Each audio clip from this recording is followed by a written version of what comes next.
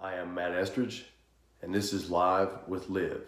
The two largest teachers' unions in the United States have called for active shooter drills to cease or to be changed. I'm going to read you exactly what they stated in this article, the important points, to make sure that we quote them correctly and that you get the information correctly.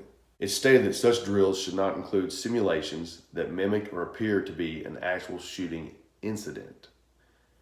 That the dates and tone of the drills should be provided to parents and students in advance, and then again to the children at the start of a drill.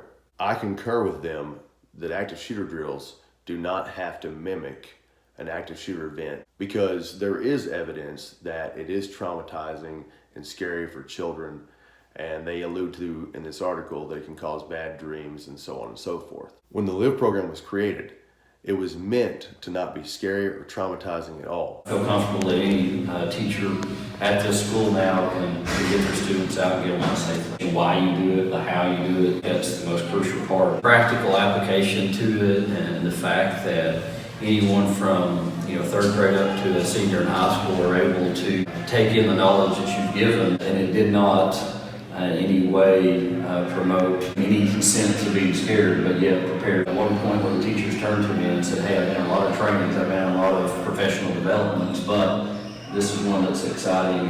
It's fun to see that you can get out there and take practical knowledge and apply it in a short amount of time and feel like you really learned it. I always tell people it's like a basketball walkthrough. On Fridays before a basketball game, you actually go out with the teammates and you actually walk through the plays. You literally walk. You don't sprint, you don't jog, you're not scrimmaging.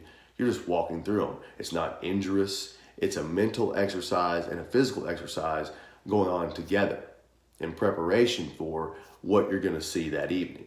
Now, the teachers' unions are citing the work of Jillian Peterson. Jillian Peterson is an active shooter researcher, criminal justice professor, and psychologist. She's someone that I respect. I use quotes from Jillian Peterson to advocate for proper preparation and proper expectations and drills and education and life skills. 90% of them were current or former students of the school, mostly current, says Peterson. When we know that the perpetrator will be running through the same drills, potentially showing them the exact response, and they can expect that same thing when they go to the school. Now, this is where I part ways and have a different perspective on this. Let's use fire and fire drills as an example that will demonstrate exactly what I'm stating. Before regular fire drills were instituted, a fire that had major impact broke out at the private Catholic school, Our Lady of the Angels, in 1958. Children on the second floor were trapped, with neither teachers nor pupils knowing how to get out of the building safely. The need for fire drills was recognized. Monthly fire drills were put in place. It was found in a later study that education, key point, education on fire also helped to prevent it. They were also aware of the hazards that allow a fire to start. Within a year of the fire, many of the hazardous conditions found in Our Lady of the Angels had been eliminated in thousands of schools around the United States. Right now, the drills are traumatizing, scary, and no one knows what to do. Like, what are we supposed to do when this happens? Nobody knew what to do. All we did was run. That's why it's imperative to have drills that are not scary, not traumatizing, an education of what to do in an active shooting event. What is detection? How can you detect it? How do you report it in multiple ways? How can you see the signs of it? What do you do during it? And also, by the active shooter that could be the active shooter in the school, the student, when they see the effectiveness, that's the problem right now, there hasn't been an effective drill, an effective solution. That active shooter is not going to want to go through that.